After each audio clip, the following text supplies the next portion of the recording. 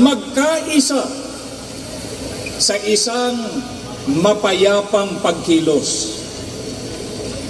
Ang pagtitipon natin ito ay isa pong konkretong pagpapakita ng ating suporta sa pahayag ng Pangulo ng Republika ng Pilipinas, kagalang-galang Ferdinand Marcos Jr., sa kanyang pahayag na hindi siya sumasang-ayon sa isinusulong na impeachment laban sa pangalawang Pangulo, Sara Duterte. Panoorin po muna natin ito.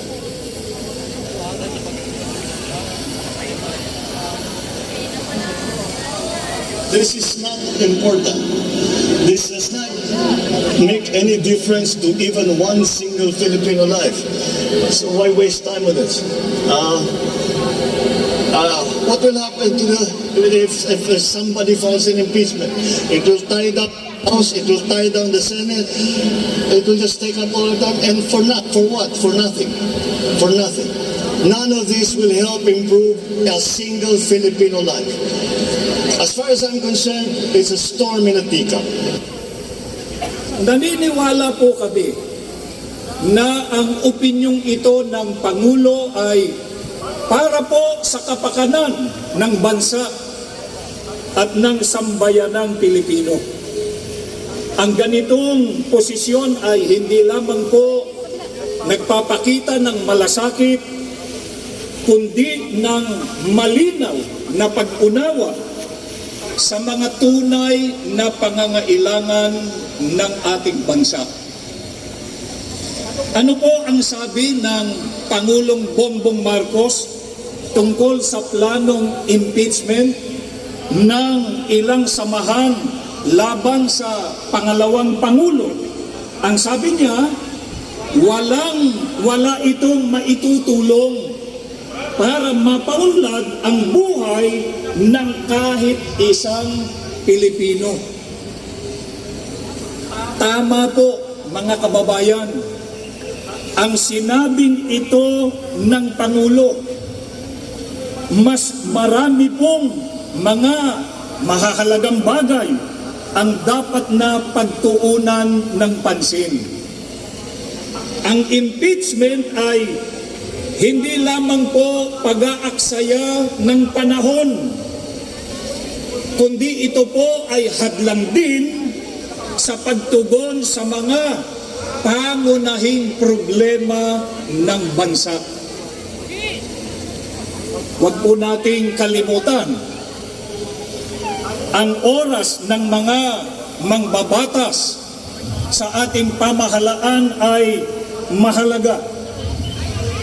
Kaya dapat itong ituon sa totoong mahalaga para sa mga Pilipino. Kaugnay nito, ano pa po ang komento ng Pangulo tungkol dyan sa planong impeachment?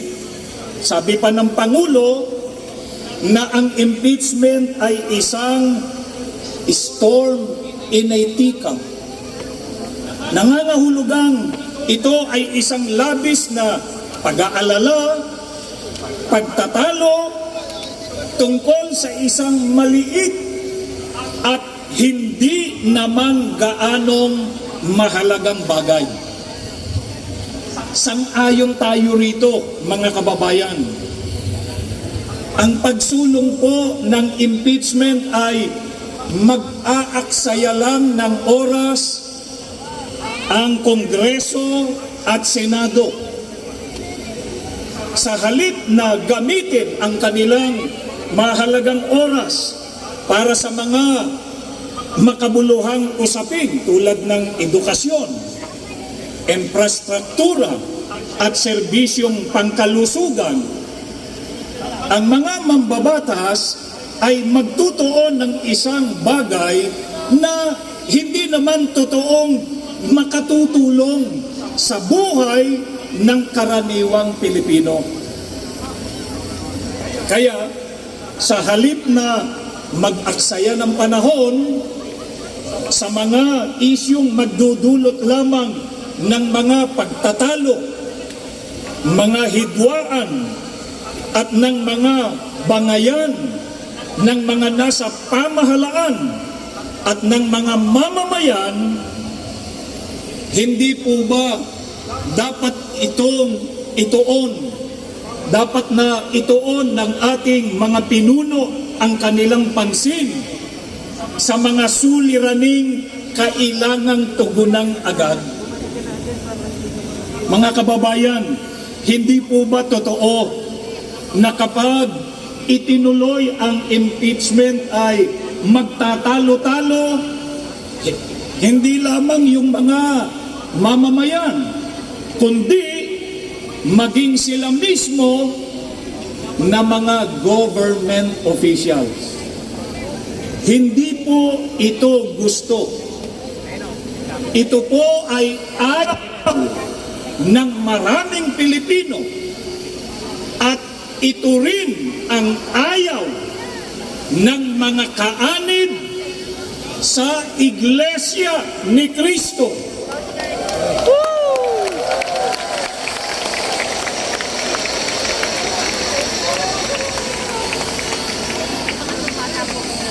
Kaya mahalagang alalahanin po natin ang sinasabi sa Biblia. Sa Filipos 2:3 hanggang 4, sa magandang balita Biblia, na ang sabi, huwag kayong gumawa ng anuman dahil sa pansariling layunin o pagyayabang, sa halip bilang tanda ng pagpapakumbaba, ituring ninyong higit ang iba kaysa inyong mga sarili. Pagmalasakitan ninyo ang kapakanan ng iba at hindi lamang ang inyong sarili. Ang mga talatang ito ay isang paalaala sa lahat, sa ating lahat, lalo na po sa mga nasa posisyon ng kapangyarihan.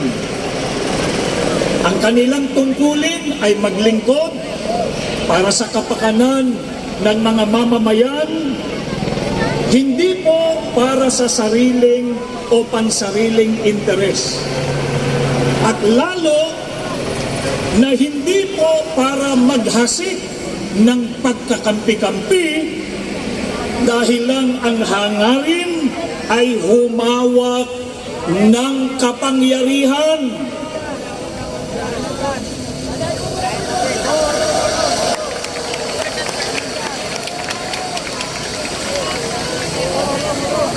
Marahil po ay walang sinuman ang sasang-ayon sa gayong uri ng leader. Ang pamamaraan kasi nila ay divide and conquer.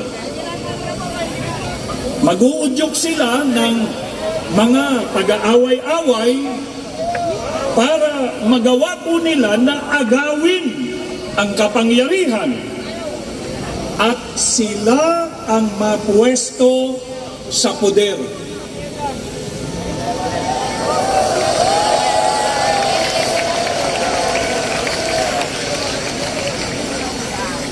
Kung nangyari man po yan sa ibang bansa, sana po ay hindi yan mangyari sa ating bansa.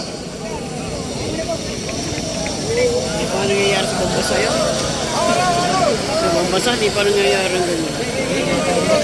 Kaya tayo ay nagkakaisa ng pananawagan sa mga namumuno sa pamahalaan na huwag sana nilang payagang mangyari ang gayon sa atin.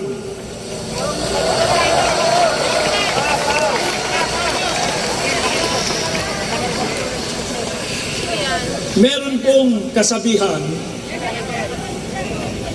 na united we stand, divided we fall.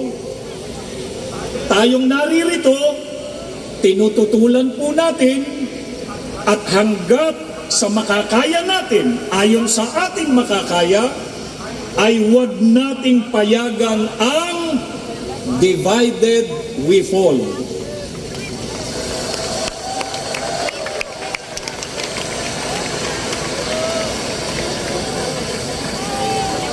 Tandaan po natin, mga kababayan,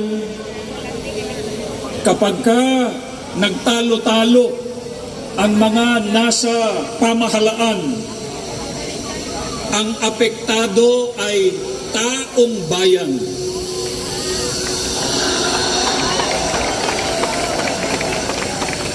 Kapag ka magulo ang bansa, ang mga mamamayan ang kawawa.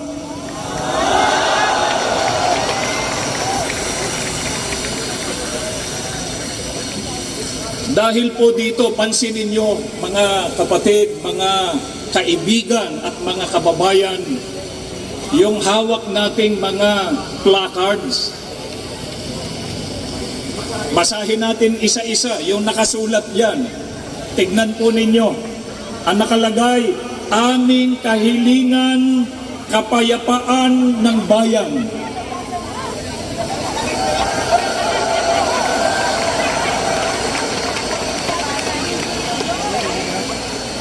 Problema'y lutasin, huwag palakihin.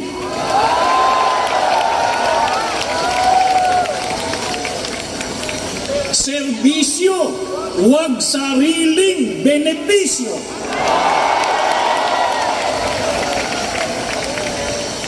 Mamamayan ang unahin, huwag sarili.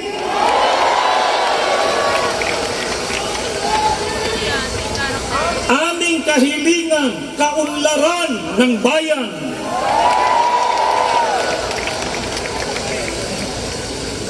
Magkaisa para tumatag ang bansa.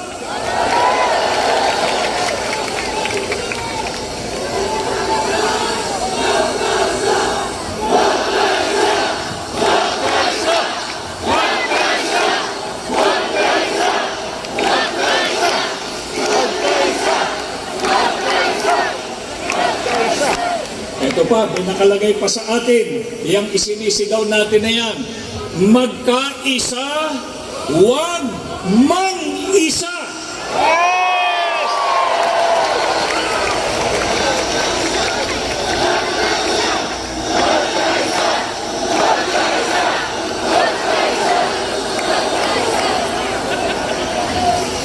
Bayan ang asikasuhin, hindi sariling mithiin.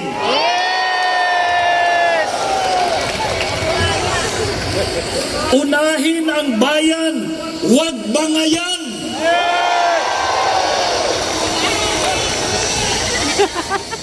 Dugtungan ninyo ito. INC is for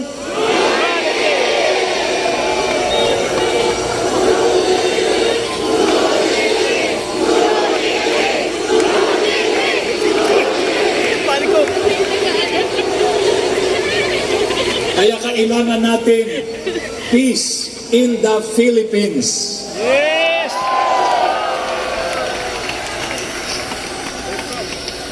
Bakit po ganito ang ating mga panawagan? Kasi ayaw namin ng kaguluhan, saan mang ito panig manggaling. Ang nais natin ay, isigaw ninyo, kapayapaan! Kapayapaan!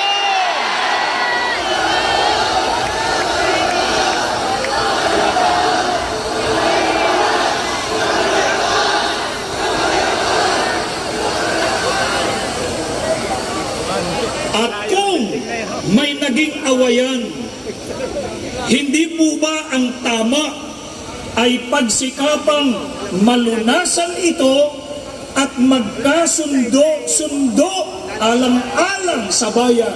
Yes!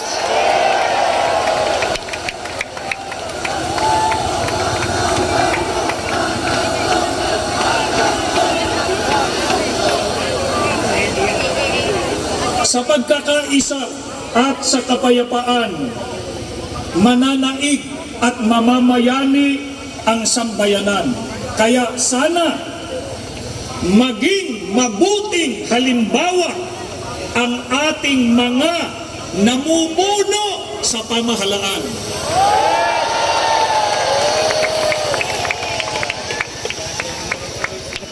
Sa ikapapayapa, ano po ang itinuturo ng Biblia na dapat gawin? Sa awit 34:14 ay sinasabi, lumayo kayo sa masama at gawin ninyo ang mabuti, pagsikapan ninyong kamtin ang kapayapaan. Yes!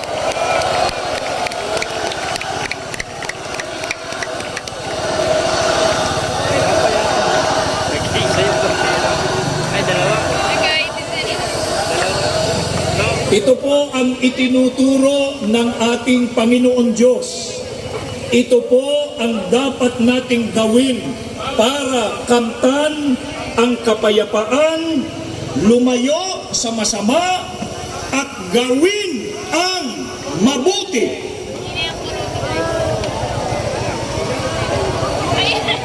Sintron yun, no? Ano po ang isa sa mga gawang mabuti na dapat gawin para sa ikapapayapa? Ayon pa rin sa pagtuturo ng Biblia, ipagpauna ng isa't isa ang iba. Batayan sa Roma 12:10. Ang sabi pa, huwag lamang ang sarili ninyong kapakanan ang inyong isipin, kundi ang kapakanan din ng iba.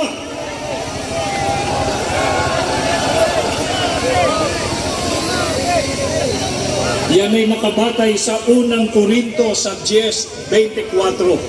Kaya para sa kapakanan ng kapwa-tao at mga mamamayan, dapat isang tabi ang mga pansariling kapakanan at mga personal na ambisyon.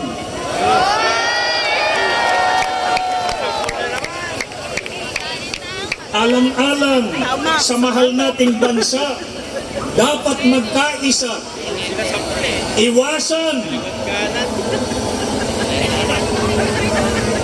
Ayaw lang pala pinadyakan mo.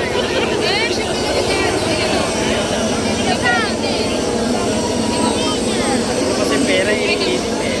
Baka nandun si Bobo Motos. Ay, panila pala yung ano, helicopter eh. Dami pala dito.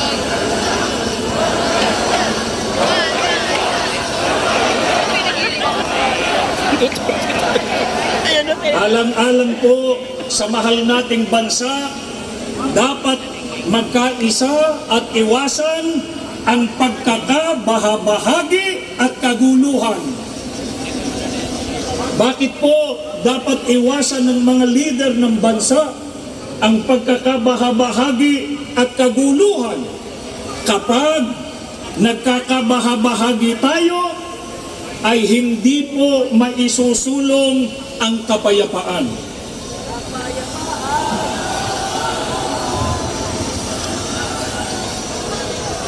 At kapag kaguluhan ang namayani, hindi po mahaharap ang paglutas sa mga problema ng bansa.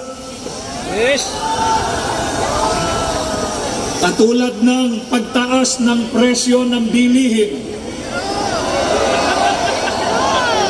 seguridad ng mga mamamayan sa mga tumitinding kalamidad, Yes! kakulangan sa hanap buhay, Yes! kriminalidad, insurgency, at marami pang iba. Ang mga ito'y nakapagpapalala lamang sa krisis pan-ekonomiya Duterte. at nagpapabigat sa mabigat ng kalagayan ng pamumuhay ng karaniwang Pilipino.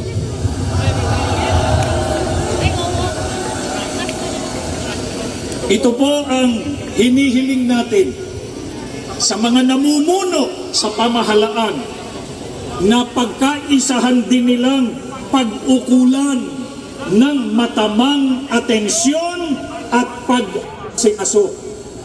Sa halip na bangayan ang kapakanan ng Pilipinas, nawa ang pag-ukulan nila ng pansin at panahon.